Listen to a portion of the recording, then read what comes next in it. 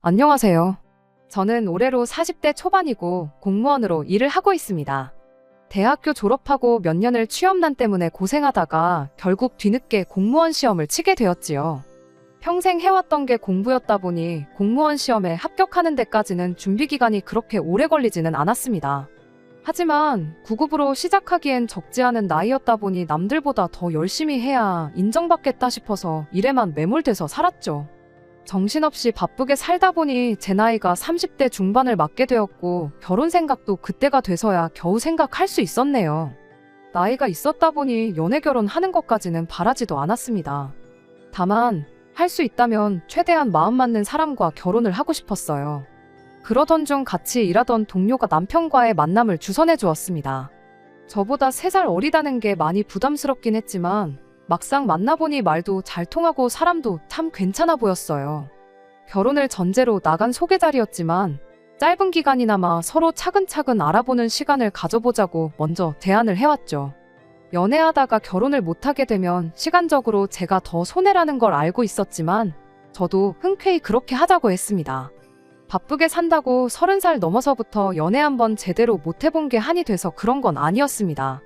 저희 부모님께서는 시간을 질질 끌게 있냐며 시간 낭비하지 말라고 했지만 앞으로 평생을 같이 하게 될 사람일지도 모르는데 한두 번 만나보고 결혼 준비부터 시작하고 싶지는 않았기에 그 제안이 저에게는 나쁘게 들리지 않았죠.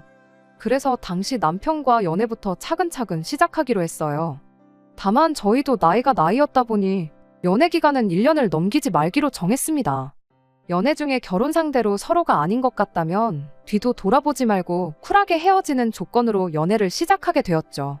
짧은 기간이었던 만큼 서로 알찬 연애를 했다고 생각했고 서로에 대해서 어느 정도 알게 되었고 평생을 함께할 배우자라는 확신을 서로 가졌기 때문에 합의했던 1년간의 연애를 마치고 저희는 곧바로 결혼 준비를 시작했습니다.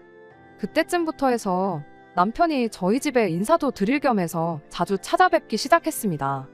미래의 장인 장모님께 먼저 얼굴 도장부터 제대로 찍고 점수도 좀 따고 싶다면서 말이죠. 사실 그렇게까지 할 필요도 없었습니다. 저희 부모님은 이미 남편과 연애를 시작했을 때부터 결혼을 빨리 하라고 보채셨던 분들이었으니까요. 하나뿐인 딸이 취직 후에는 연애도 안 하고 일에만 매몰되어서 살았다 보니 늦은 나이 때문에 평생 결혼도 못하고 혼자 살게 될 거라 걱정하셨던 분들이셨거든요. 그런데 이제 진짜로 결혼을 하겠다고 하니 얼마나 좋으셨겠어요. 저희 부모님한테는 1등 사위가 별게 아니었습니다. 사지 멀쩡하고 자기 앞가림 정도만 할 수 있으면 된다시는 분들이셨거든요. 남편은 평범한 중소기업에 다니는 직장인이었습니다. 미래가 그렇게 유망한 회사는 아니었지만 그래도 한 군데서 8년 넘게 일한 걸 보면 근면성실함을 가지고 있는 사람이라고 생각했어요. 거기에 결혼 전부터 처가에 들락거리며 능글맞게 장인 장모님 하면서 친한 척을 하는데 저희 부모님께는 남편만큼 좋은 사윗감이 또 있나 싶으셨을 거예요.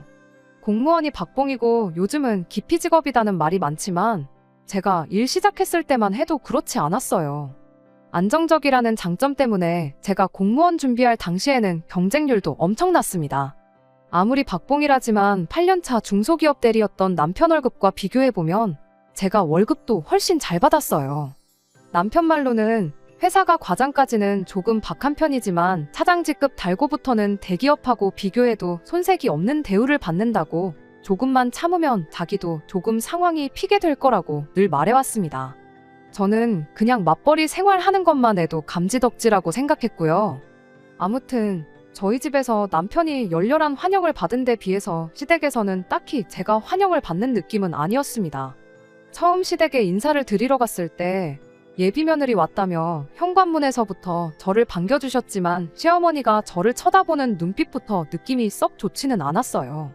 대신 시아버지의 경우에는 진짜로 저를 반겨주셨습니다. 그날 식사 시작하고 이야기 몇 마디 나누다가 판이하게 달랐던 두 분의 반응이 왜 그랬는지 대충 짐작은 할 수 있었어요. 아버님은 자식인 남편보다 저를 더 높게 쳐주셨어요. 말씀드렸다시피 그때 당시에는 공무원이 어느 정도 인정받는 분위기였거든요. 그리고 남편이 다니는 회사에 대한 믿음도 전혀 없으셨기도 했어요. 아버님은 남편이 처음 취직했을 때부터 회사가 별로 좋은 회사처럼 보이지 않는다며 몇 년 더 집에 있어도 되니 준비 더해서 더 조건 좋은 회사로 가거나 거기서 경력 조금만 쌓아서 이직을 하라는 식으로 쭉 남편을 설득해 오셨다고 하더라고요. 결국 남편이 고집을 부려서 그 회사에 여지껏 다니게 되었던 거였고요. 이직 이야기는 거의 매 해마다 하셨다는데도 불구하고 남편은 지금 회사가 마음에 든다며 고집을 부렸다고 하더라고요.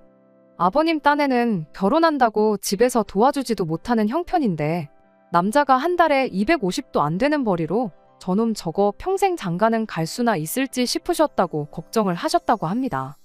그런데 나랏 일하는 사람을 며느리로 보게 되었다고 좋아하셨던 거고요.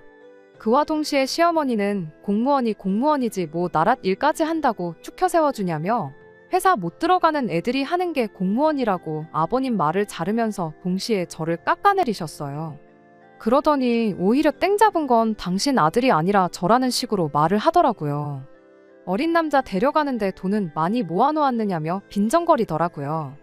말 끝나기 무섭게 아버님이 교양머리 없게 그딴 걸 질문이라고 하고 있냐며 집안 망신 시키지 말라고 성질을 부리셨습니다. 덕분에 그 자리에서 갑자기 두 분이 부부싸움을 시작하게 되었고요. 처음 인사드리러 온 건데 두 분 싸우는 모습을 두 눈으로 목격하니 정말 밥이 입으로 넘어가는지 코로 넘어가는지 모를 정도로 당황스럽고 불편했습니다. 그래도 그날은 그 순간에 당황했던 것 말고는 분위기 자체는 나쁘지 않았고 저도 크게 실수한 건 없는 듯 싶었어요.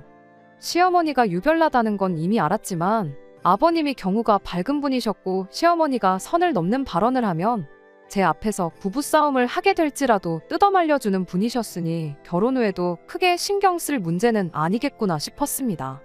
돈은 솔직히 남편과 비교해서 제가 훨씬 더 잘 모아놓았습니다.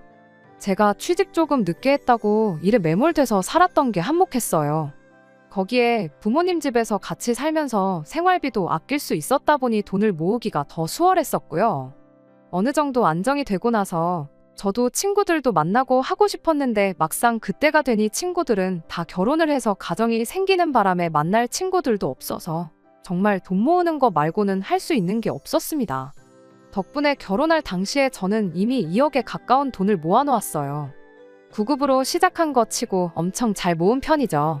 당시 남편은 8년차 직장인이었지만 모아놓은 돈이 고작 4천만 원에 불과했습니다. 제가 모아놓은 돈의 반이반도 안 되는 금액이었죠. 그나마도 원래는 3천 조금 넘게 모아놓은 게 전부였는데 저랑 연애 시작하고 나서 결혼자금 모으겠다고 1,000만 원을 더 모아놓은 상황이었어요. 어쨌든 그때는 짧은 기간이나마 1,000만 원이나 모아놓은 게 경제관념은 가지고 있는 사람이라고 좋게 생각했습니다. 할 때는 하는 사람이구나 하는 믿음이 있었거든요. 지금보다 앞으로 결혼하고 나서가 가장 중요하다고 생각했기에 살림 합치고부터 잘하면 된다고 생각했어요. 상견례를 진행할 당시에는 시어머니가 의외로 아무 말도 없으셨습니다. 저희 부모님 앞에서 또 저를 깎아내리면서 남편을 추켜 세워주면 어쩌나 걱정했는데 아버님이 사전에 잘 이야기를 한 건지 오히려 먼저 농담도 하고 좋은 시어머니인 척 연기를 하셨죠. 그때까지만 해도 앞으로 결혼하고 나면 물을 수 없게 되는 거니 시어머니 딴에도 처음에는 그랬지만 앞으로는 저라 잘 지내보고자 성질을 누그러뜨리고 있는 거라 생각했어요. 어쨌든 간에 제가 돈도 더 많이 해오는 상황에 벌이도 더 좋은데 제가 나이 몇 살 많다고 꿀릴 게 없다는 생각이었죠. 그런데 그게 아니었어요. 시어머니는 이왕 이렇게 된 거 결혼 후에 시집살이라도 호되게 시켜서 분풀이라도 해야겠다는 심정인가 싶더라고요. 집은 오롯이 제 돈으로 30년도 더 된 14평 아파트를 하나 장만했습니다. 연식이 연식이니만큼 재건축에 대한 기대도 있었기에 거주뿐만 아니라 투자까지 2마리 토끼를 한 번에 잡은 거라 생각했어요. 실제로 집을 사고부터 집값이 많이 오르기도 했고요. 남편이 모아놓은 돈으로 인테리어 약간 고치고 혼수랑 중고차 한 대를 장만했습니다. 모든 게 순탄하게 흘러가는 듯 싶었는데 시어머니가 난데없이 집계약은 공동명의로 했느냐고 묻더라고요. 집은 순전히 전부 제 돈으로 구했던 것이었기에 제 명의로 했습니다. 결혼했지만 경제권을 합치지 않고 따로 관리하기로 하기도 했고 남편이 해오는 혼수며 기타 등등 비용을 생각하더라도 제가 몇 배나 돈을 더 쓴 건데 제 명의로 하는 게 당연한 거라 생각했어요. 시어머니는 그 이야기를 듣더니 욕심이 너무 험한 거 아니냐고 뭐라고 하더군요. 남편 돈으로 중고차 한 대 산 걸 가지고 뭐라고 하더라고요. 차는 솔직히 저 편하자고 산 거 맞아요. 일단 남편이 면허가 없기도 하고요. 그런데도 굳이 차를 산 이유는 집 위치가 남편 출퇴근하기에는 괜찮은 편이지만 저의 경우는 아니었거든요. 그런데 시어머니는 내 아들 돈으로 차 한 대 뽑는다고 할 때부터 알아봤는데 집이며 차며 다 네 거 하면 우리 아들 이름으로 된 건 뭐가 있느냐고 한 소리를 하는 거예요. 제가 뭐 한 대에 억소리 나는 외제차를 뽑은 것도 아니고 800만 원 주고 10만 킬로 넘게 탄 국산 준중형 차 하나 중고로 얻은 건데 이런 소리까지 들어야 하나 싶었습니다. 시어머니는 내가 내 자식을 얼마나 귀하게 키웠는데 어디 다 늙은 걸 며느리라고 데리고 와서 내 아들이 기도 못 펴고 부려먹히며 살게 되었다고 악담을 퍼붓더라고요. 너무 화가 나서 애초에 이럴 거면 결혼 허락은 왜 해줬냐 말하고 전화 끊어버렸어요. 그날 남편이 집에 와서 저한테 싹싹 빌면서 사과했죠. 시아버지도 저녁에 전화를 하셔서는 어머님 대신 사과를 하셨어요. 자기가 옆에 있었으면 그런 말 못하게 막았을 텐데 미안하다고요. 집에서 두 사람이 제 편을 들어주면 시어머니도 덜할 줄 알았는데 제 생각이 틀렸던 겁니다. 그렇게 시어머니는 결혼 생활 내내 사사건건이 저한테 시비를 걸면서 저를 까내리지 못해 안달이었어요. 그렇게라도 하지 않으면 당신 아들이 제대로 대접 못 받고 마누라 눈치 보면서 살 줄 알았나 보더군요. 반대로는 생각을 못했을까요? 시자짓 갑질 한번 저한테 할 때마다 그만큼 남편이 제 눈치를 봐야 한다는 사실을 말이에요. 집도 제가 해왔고 돈도 더 잘 버는 데다가 결혼 비용도 몇 배를 더 했는데 제가 솔직히 눈치 볼 게 뭐가 있겠어요. 시어머니가 저럴 때마다 남편은 영문도 모른 채 시어머니 대신해서 저한테 사과하고 집에서 찍소리도 못하고 쥐죽은 듯 있어야 했죠. 남편이 견디다 못해 시어머니한테 한마디 해야겠다고 제 앞에서 전화를 했던 적도 있었습니다. 남편 딴에는 자기가 강하게 말하는 모습 보여주면 시어머니도 그만하시겠지 싶어서 한 것 같은데 결과는 오히려 역효과였어요. 저도 옆에 있었다 보니 시어머니가 말하는 걸 똑똑히 들었어요. 제 귀를 의심하지 않을 수가 없었죠. 시작부터 내가 뭐 한다고 너를 다 늙어빠진 네 마누라한테 장가 보낸 줄 아느냐며 한마디 했으니까요. 여자가 남자보다 평균 수명이 길다고 하지 않느냐고 그럼 적어도 네가 죽어라고 피땀 흘려 돈 벌어놓고 일찍 죽어버리면 네 마누라가 남은 돈 혼자서 펑펑 쓰지는 않겠구나 싶어서 허락했던 거라더군요. 그런데 돈 가지고 어린 남편 휘두르는 꼴을 보니 괜히 장가 보낸 것 같다는 소리를 하더라고요. 워낙 순식간에 튀어나온 말이라 남편도 시어머니를 멈출 수 없었고 저도 듣다가 안 되겠어서 전화기 뺏어 들고 한마디 했습니다. 어머님이야말로 아버님보다 나이가 5살이나 어리시지 않느냐. 그런데 어떻게 그런 말을 하실 수 있느냐고요. 저는 나가서 돈이라도 벌어오고 어머님 아들보다 돈도 더 잘 벌지 않느냐. 남편 돈으로 놀고 먹을 생각은 추호도 없으니 걱정 마시라 한마디 했습니다. 시어머니는 제가 들었을 거라곤 생각도 못했는지 잠시 당황하더니 이미 돌이킬 수 없는 걸 알게 된 건지 오히려 저한테 큰 소리를 내기 시작했죠. 당신은 집에서 바깥 양반 내조를 하고 있지 않냐면서 뒷바라지를 해줬으니 바깥 양반이 내 노후도 책임져 주는 게 당연한 거다 하는 소리를 하시길래 그럼 저도 당장 일 그만두고 집에서 남편 내조나 해야겠다고 했죠. 나이 많은 며느리라서 얼마나 다행이냐고. 그래도 일찍 죽어버리고 돈이 남으면 아까우니 돈은 앞으로 모으지 말고 있는 대로 다 써버려야겠다고 한마디 했습니다. 결국 시어머니와는 전화로 돌이키기 힘든 만큼까지 싸우게 되었고 그 덕에 한동안 시댁과 연을 끊고 지내게 되었습니다. 남편은 따로 시어머니와 연락을 하는 듯 보였지만 그걸 가지고 아예 못하게까지 하지는 않았습니다. 괜히 저 때문에 연 끊고 지낸다는 소리 듣고 싶지도 않았고 더 이상 시어머니가 저에게 피해만 끼치지 않는다면 아무런 상관없다는 생각이었거든요. 시댁과 아예 연락을 안 하고 지낸 건 아니었어요. 이따금씩 시아버지한테서는 잘 지내냐는 안부 연락이 걸려왔습니다. 평소에도 워낙에 저를 챙겨주시던 분이었으니 시아버지의 연락까지는 저도 무시하지 않았어요. 그러다 코로나 시기 막바지쯤 해서 일이 터지게 되었습니다. 남편 회사가 코로나 시작된 이래로 상황이 안 좋아지기 시작했거든요. 남편이 성실하기는 했지만 회사 내에서 크게 인정받는 사람은 아니었더라고요. 당장 해고를 시키지는 못했지만 남편이 직장 내에서 말 못할 괴롭힘을 당하고 있다는 사실을 알게 되었습니다. 실업급여 주는 것도 싫었던 건지 남편 스스로 관두게 만들 작정이었던 거예요. 하루는 남편 자리에 의자를 치워버렸다더라고요. 실적 운운하면서 남들 앉아서 일하는데 서서 일하라는 식으로 말이죠. 할 일도 없는데 땡볕 무더운 날씨에 교통비도 없이 외근을 보내서 굴린다던가 하는 식으로 남편의 숨통을 조여왔습니다. 남편은 그래도 월급은 나오니까 새 일자리 구해질 때까지는 그냥 참고 다니겠다는데 솔직히 그 이야기 듣고 그만두라고 하지 못할 사람이 세상에 몇이나 되겠나요. 그러던 와중에 엎친 데 덮친 격으로 시아버지까지 실직을 당하게 되었습니다. 그로 인해 시부모님 노후 문제에 비상등이 켜져 버렸죠. 아버님이 일하던 곳 사정이 코로나 끝나고 나니 오히려 더 어려워지면서 나이 많은 순서부터 정리해고를 당했다고 하더라고요. 남편이 회사에서 그 고생을 하는 가운데 시댁의 생활비까지 보내야 할 수도 있게 되었으니 정말이지 머릿속에 생각이 터질 듯이 많았죠. 남편 이직할 때까지 외벌이로 버티는 건 할 수 있지만 시댁 생활비까지 부담하라 그러면 못하겠다 싶었거든요. 남편이 하루하루 회사에서 버티고 있던 상황이긴 했지만 회사에서도 남편이 저렇게 버티고 나오면 그냥 해고를 할 수도 있었으니 남편 수입이 사라지는 건 시간 문제라 생각했습니다. 그래서 한 번은 남편을 불러서 이야기했죠. 당신 직장이 사라지고 당분간 집에서 있게 된다고 해도 괜찮다. 저금도 상당히 있으니 당신이 일자리만 빨리 구해준다면야 몇 개월 외벌이 하는 거는 아무런 문제도 되지 않는다고요. 하지만 시댁 생활비는 다르다고요. 아버님 성격에 우리한테 손 벌리지는 않으실 게 뻔하지만 시어머니는 당장부터 앓는 소리를 하고 계시지 않냐고.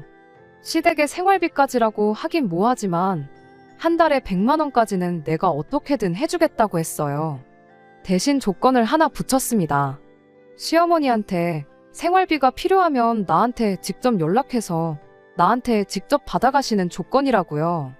시어머니 길을 죽이거나 그러려는 생각은 절대 아니었습니다. 저한테 고마워할 필요까진 없지만 저한테 조금이나마 미안한 마음을 가졌으면 싶었던 마음이 더 컸겠네요. 그런데 또 연 끊고 지내던 며느리한테 연락해서 생활비 타가는 건 시어머니 입장에서 자존심이 엄청 상하는 일이었나 봐요. 아버님 실직 소식을 들었을 때 길어야 2주 정도면 연락이 오겠구나 싶었는데 거의 반년이 지나가도록 저한테 연락 한 통이 없었거든요. 그렇게 반년이 지나서 시댁 소식을 듣게 되었는데 참으로 어이가 없는 소식이었습니다. 시어머니가 시아버지랑 이혼을 하기로 했다는 소식이었죠. 경제적 능력을 잃은 시아버지가 더는 필요 없어진 건지 평생 가족을 위해 헌신한 시아버지를 시어머니는 헌신짝 버리듯 버리기로 결정을 했던 거죠. 그나마 가지고 있던 집이나 기타 등등 재산을 분할받을 수 있었으니 노후 대책으로 적금 몇 개랑 집 한 채 덩그러니 있는 게 전부였는데 그걸로 둘이서 아둥바둥 아끼고 사느니 시어머니 딴에는 이혼해서 재산 절반 분할받는 게 손해보는 장사가 아니라고 생각했나 봅니다. 아버님도 책임감이 워낙에 강하셨던 분이니 시어머니의 그런 결정이 마음에 안 드셨겠지만 결국 재산을 반씩 분할하기로 하고 협의 이혼을 해주기로 하셨어요. 저는 그게 왠지 제 잘못처럼 느껴졌습니다. 한 달에 돈 100만 원이 뭐라고 그거 사이 안 좋은 시어머니한테 그냥 주기 싫어서 시어머니한테 직접 연락하라고 자존심을 부리다 시부모님을 이혼시켰구나 하는 생각이 들었거든요. 아버님한테는 죄송하다고 전화를 드렸어요. 아버님이 네가 잘못한 게 없는데 죄송할 게 뭐가 있느냐고 하시면서 몸 건강히 잘 지내라고 한마디 하시고 전화를 끊으셨죠. 담담한 말투로 말은 하셨지만 생각이 많은 듯한 목소리였습니다. 아버님 딴에도 차라리 생활비 문제로 매일같이 시어머니랑 다투느니 있는 재산 정확하게 반 갈라서 그 돈으로 각자 갈 길 가면 되겠구나 싶었던 것 같아요. 아무튼 간에 진짜 문제는 시부모님 황혼 이혼이 완벽하게 끝나고 나서 발생하게 되었습니다. 노후 대비가 완벽한 게 아니었던 터라 사실상 재산이라곤 적음 얼마의 집 하나 가지고 있던 게 전부였는데 그 집 팔아서 재산 분할을 한다고 한들 시어머니가 돈만 쥐고 밖에서 노숙을 할 것도 아니고 지낼 곳이 필요했을 거 아니에요? 그런데 또 생각해보니 살 곳을 구하고 나면 생활비가 모자라게 될 것은 자명한 사실이었던 거죠. 문제는 시어머니가 주거에 필요한 비용을 아끼겠다고 짐 싸들고 저희 집으로 쳐들어온 게 문제였죠. 결혼하고 처음으로 시어머니가 저를 며느리 대접을 해주시더군요. 제가 시어머니한테 제대로 된 며느리 대접받자고 결혼한 것도 아니고 여지껏 말도 안 되는 이유로 사람 취급도 안 해주더니 이제서야 제 도움이 필요하니 찾아온 시어머니가 달가울 리가 없었죠. 게다가 자칫하다간 내 집에 시어머니를 모시고 살아야 할 판인데 오죽했겠나요. 시어머니가 아니라 오갈곳 없어진 시아버지가 저랑 그나마 관계가 좋던 시아버지가 저를 다시 찾아오셨다고 해도 싫다고 했었을 겁니다. 그런데 남편이 난데없이 저를 방으로 끌고 가더니 일단 방 한 칸 내어드리고 나중 일은 나중에 생각하자고 하더라고요. 남편한테 제가 물었어요. 지금 모시게 되면 평생 모시게 되는 거 모르냐고 했죠. 그랬더니 남편이 오갈곳 없으시다는데 그럼 어머니를 길바닥에 내몰자는 거냐고 따지더라고요. 이혼을 결정한 것도 어머님이지 않냐, 그리고 오갈곳이 없긴 왜 없냐, 아버님한테 받은 돈이 있지 않냐고요. 그랬더니 남편이 그럼 어머니한테 월세로 30만 원씩 내라고 할 테니 같이 지내게 하자고 하더군요. 어이가 없었죠. 제가 시어머니랑 사이가 좋았던 것도 아니고 서로 대판 싸우고 1년 가까이 연을 끊고 지내기까지 했는데 고작 30만 원 받자고 시어머니를 내 집에 모시겠냐고 한마디 했네요. 제 눈치 많이 보고 저한테 잘하려고 노력하는 사람이었지만 결국 결혼하니 효자가 되는 건 어쩔 수 없었나 봐요. 아무리 봐도 아버님한테 재산분할 받아서 목돈이라도 쥐고 있는 시어머니 상황이 직장도 잃고 뭐 아무것도 가진 거 없는 남편 상황보다 훨씬 좋다는 걸 몰랐던 걸까요? 이 집의 지분이라고는 이사 들어올 때 도배장 파는 거랑 혼수 몇 가지밖에 없는 사람이 자기도 이 집에 지분이 있다며 그 정도 정할 권리가 있다고 소리를 치대요. 시어머니도 제가 웬만해선 마음을 바꾸지 않겠다는 걸 알았는지 내 그럴 줄 알았다고 그따구로 내 아들 휘어잡을 거면 그냥 이혼을 해라 하는 식으로 강하게 나오더군요. 순간 이혼하라는 이야기를 직접 꺼내주셨는데 못할 게 뭐가 있겠냐 싶은 생각이 들었어요. 그래서 알겠다고 대답했죠. 시어머니는 제가 이렇게 나올 걸 미리 계산이라도 했던 건지 그럼 집은 두고 저만 나가라더군요. 순전히 내 돈으로만 들어간 내 집인데 내가 미쳤다고 집을 포기하게 했냐고 도배장 판할 때 들어간 돈이랑 혼수할 때 들어간 돈 그리고 자동차도 돌려줄 테니 두 사람 보고 나가라고 했습니다. 당장 오갈 곳이 없으니 집을 포기할 수는 없다고 나오더군요. 저도 생각해보니 암만 내 집이 최고라고 하지만 결혼 생활 시작부터 남편과 함께한 이 집에서 혼자 지내게 될 텐데 이혼하고 나서도 그 기분이 똑같을까 싶더라고요. 어차피 저는 친정으로 돌아가면 되겠다 싶었고 그래서 여차저차 절충해서 그 집을 시어머니한테 팔기로 했습니다. 재개발 소식과 이런저런 이유로 집값이 제가 처음 샀을 때보다 1억이 넘게 오른 상황이었기도 해서 시어머니가 이혼하면서 분할받은 돈과 결혼 생활하면서 모아놓은 돈은 제가 다 가지고 오는 조건으로 집을 남편에게 넘기기로 했어요. 돌려줘야 할 혼수니 재산 분할이니 이런 거 머리 아프게 고민할 바에 깔끔하게 그러는 게 서로 더 편하겠다 싶었거든요. 제 이혼 소식을 전해들은 친정 부모님이 저한테 많이 미안해하셨어요. 딸내미 늦게 시집 보낸다고 제대로 봐야 할 사람 됨됨이를 면밀히 보지 않았다면서 제 이혼이 당신들 책임이라며 자책하셨습니다. 저라고 뭐 이런 사람들인 줄 알았겠냐며 미안해하실 필요 없다고 말했죠. 그래도 집을 내주고 온 게 손해본 느낌이라며 안타까워하셨어요. 재개발이며 뭐며 앞으로 집값이 오를 일만 있는데 이혼하고 전세 같은 거 주면 되는 거였지 않냐며 너무 성급하게 결정을 내린 거 아니냐고 하셨습니다. 저도 그런 느낌이 없지 않아 있기는 했는데 이미 물 건너간 거 후회해서 뭐하나 싶었습니다. 빨리 이혼 결심하고 그 집구석 손절한 게 더 잘한 일이다 생각하고 괜찮다고 웃어넘겼어요. 그렇게 제 짧디 짧은 결혼 생활을 마무리하게 되었습니다. 결과적으로는 잘 풀린 것 같아요. 제가 이렇게 이혼한 지 2년이 다 되어가는 지금에 와서 사연을 적게 된 이유는 얼마 전 시아버지와 남편을 만나고 왔기 때문입니다. 시아버지가 재혼을 하게 되었다며 먼저 저한테 연락을 해왔거든요. 이혼 후에 연락을 따로 주고받지 않았는데 듣자 하니 아버님은 재산분할한 돈으로 고등학교 때 고향 친구였던 분과 식당을 하나 차리셨다더군요. 그 짧은 사이에 아버님 식당은 놀라울 만한 성공을 거두게 되었고 같이 사업을 시작한 그 고향 친구분과 재혼을 하기로 했다는 거죠. 남편은 아버님 결혼식장에서 만나게 되었어요. 이혼했으니 불편한 사이긴 했지만 그렇다고 굳이 피하거나 숨을 이유도 없다 생각해서 오랜만이라고 인사를 했죠. 아는 사람이라고는 한 명도 없으니 끝나고 남편하고 오랜만에 같이 식사도 했고요. 남편이 잘하지도 않는 술을 대낮부터 마시며 신세한탄을 하기 시작했어요. 저랑 살 때가 좋았다면서 신경질적인 어머니랑 둘이서 사는 게 지친다더라고요.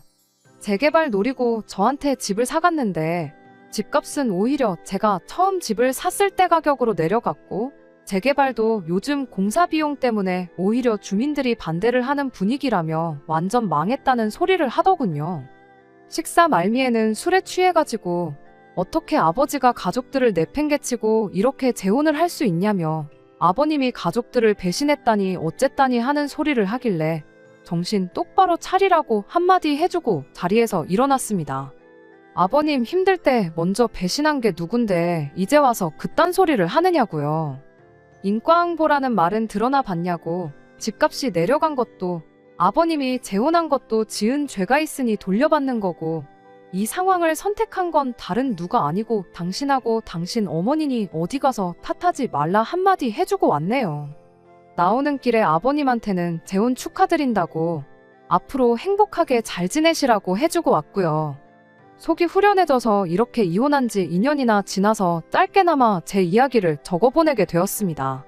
결국 제가 이혼했다는 사실은 변함이 없지만 저런 남편과 시어머니와 평생을 함께하는 것보다 지금 제 삶이 훨씬 나은 것 같아 마음은 편해졌네요. 끝까지 들어주셔서 감사합니다. 오늘의 사연은 여기까지입니다. 구독과 좋아요, 알람 설정 부탁드리고 더 좋은 사연으로 다시 찾아뵙겠습니다. 감사합니다.